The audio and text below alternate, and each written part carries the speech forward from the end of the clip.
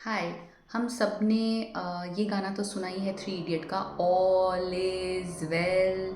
सो actually ये concept आया कहाँ से है? तो ये कॉन्सेप्ट एक्चुअली एक लेडी थी, लुइस हे, जो ये हीलिंग टेक्निक सिखाती थी। And she use to speak four sentences. पहला, all is well, everything is working out for my highest good. Out of this situation, only good will come, and I am safe, I am protected, I am loved. इसका क्या मतलब हुआ? जब भी हमारे जीवन में किसी तरह की कोई कठिनाई, परेशानी या समस्या आती है, ना ऐसा कोई इंसान नहीं है जिसको कोई प्रॉब्लम नहीं हो।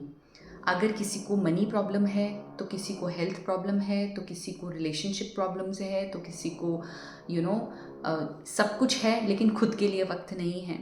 सो कहीं ना कोई छोटी ना छोटी चीज़ हर इंसान के दिमाग में होती है और वो उसके बारे में सोचता है। तो जब भी आप अपने आप को स्टक्ड फील करते हो, एंग्जाइटी फील करते हो, अगर ये चार सेंटेंसेस को बोलना शुरू करोगे। सो पहला, सब कुछ ठीक है, all is well, everything is working out for my highest good, सब कुछ मेरे अच्छे और भलाई के लिए हो रहा है। आउट ऑफ दिस सिचुएशन, यानी इस प्रॉब्लम से या इस एक्सपीरियंस से या इस सिचुएशन से, इस कंडीशन से केवल अच्छा होने वाला है और मैं सुरक्षित हूँ। ब्रह्मांड मुझे प्यार करता है। When you start speaking this, all is well, everything is working out for my highest good, only good will come out of this situation, and I am safe. When you continuously speaking this again and again and again, जब आप बार बार बोलते हो तो क्या होता है? बार बार बोलने से आपके ब्रेन की प्राइमिंग होती है। अगर हिंदी में बोलना होगा तो कैसे बोलेंगे? सब कुछ ठीक है, हर चीज़ मेरे अच्छे के लिए काम कर रही है, इस परेशानी से, इस समस्या से या इस सिचुएशन से भी मेरे लिए अच्छा होने वाला है और मैं सुरक्षित हूँ, ब्रह्मांड मुझे प्यार करता है।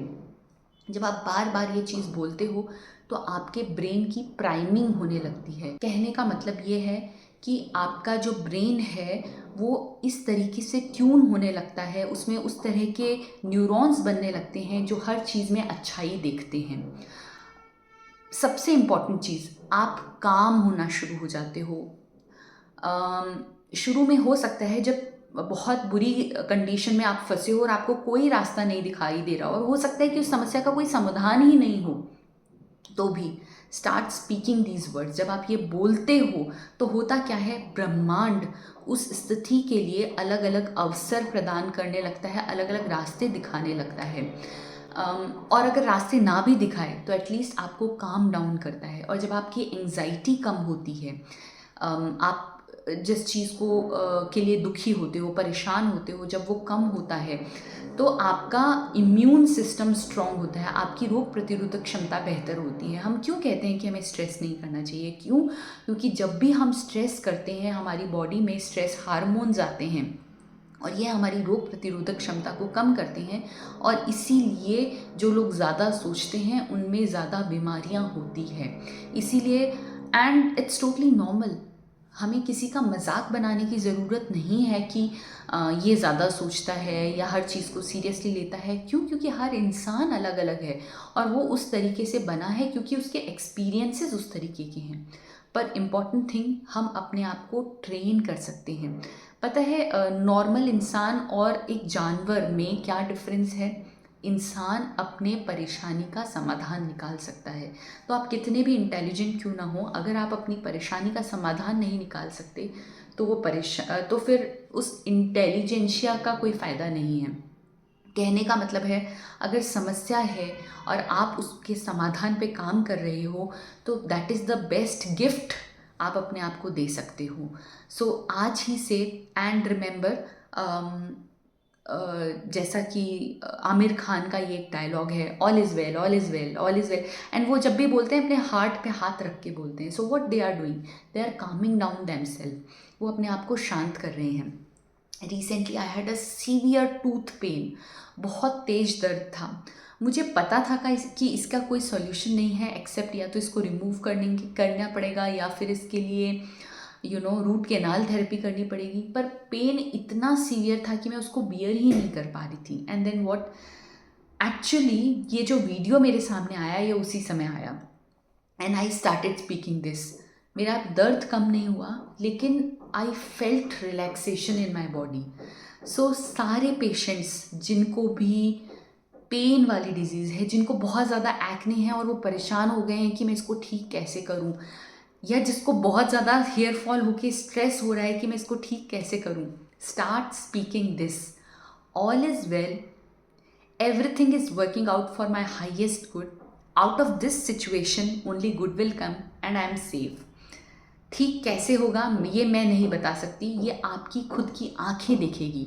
लेकिन जब आप बोलना शुरू करोगे तो डेफिनेटली आपको रास्ते निकल के आएंगे। हो सकता है आपको कोई इस तरह का डॉक्टर मिल जाए, या हो सकता है आपकी फ्रेंड आपको कोई इस तरह की डाइट बताए, या हो सकता है आपको इस तरह का सप्लीमेंट मिले जो आपको अच्छा लगे, या हो सकता है आप ऐसा एक डाइट चैनल या कोई चीज़ ऐसा देखो जो आपकी समस्या का समाधान करने वाला हो। सो भविष्य में क्या लिखा है, ब्रह्मांड आपको कैसे रास्ते बताने वाला है, उसके बारे में तो मैं नहीं बता सकती, बट आई एम 100% श्योर जब आप अपने आप को काम डाउन करते हो तो चीज़ें बेहतर होती चली जाती हैं। तो अगेन आई वुड से, जब भी आप किसी भी छोटी से छोटी परेशानी में हो, अगर छोटी परेशानी में हो तो एटलीस्ट 2 मिनट ये 4 सेंटेंसेस बोलें, और अगर बड़ी परेशानी में हो तो कम से कम 10 मिनट इस सेंटेंस को बोलें। सब कुछ ठीक है, हर चीज़ मेरे अच्छे के लिए काम कर रही है, इस एक्सपीरियंस और समस्या से मेरा कुछ भला होने वाला है, एंड आई एम सेफ, मैं सुरक्षित हूँ, ब्रह्मांड मुझे प्यार करता है।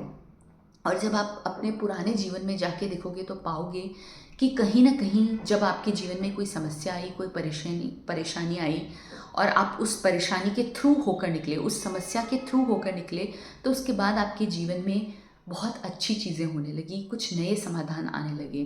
सो I think this is the time you comment below कि किसी बुरी चीज़ के बाद आपकी लाइफ में क्या बेहतर हुआ। मे बी आप मुझसे मिले, ये भी एक बेहतर चीज़ हो सकती है। मे बी आपकी जगह चेंज हो गई, आपकी सिचुएशन चेंज हो गई, आपके आसपास के लोग बदल गए।